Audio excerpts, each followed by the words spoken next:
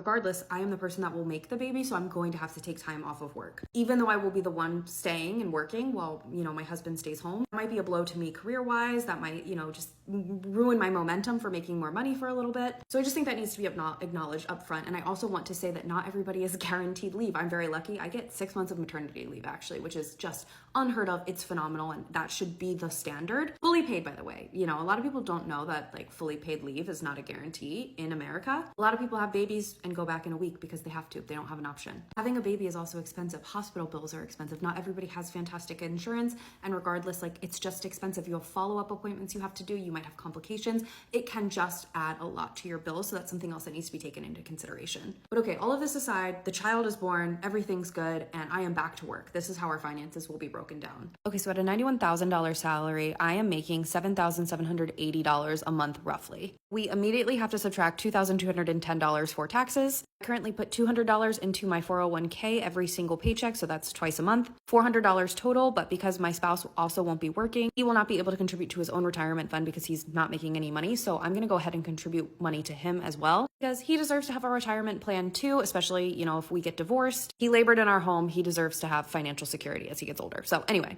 then we have to deduct payments for our medical plan. So right now my partner and I are on the same medical plan. We pay about $500 a month. I think when we upgrade to a family plan, I'll be gracious here and say I'll wager it'll be $600 a month. I also pay union dues, but that's like $30. I'm not even going to include it here. So that leaves us with $4,170 to work with for the rest of the month. And you might be thinking, that's so much.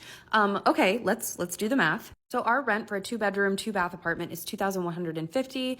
We're not going to downgrade our apartment to like a 1-bedroom, 1-bath. That just makes absolutely no sense, especially since we have 2 kids. So we are going to stay in this very small apartment, and we're going to pay $2,150, which is pretty standard for our area. And we're not going to move because we're close to family. This is where we grew up. We've always been here. It's convenient for our jobs, yada, yada, yada. Okay, so for utilities, I think this is all we have. We have water, power, Wi-Fi, and phone. It's weird that like everything is $70, but it usually is. Here, I'm absorbing his cell phone costs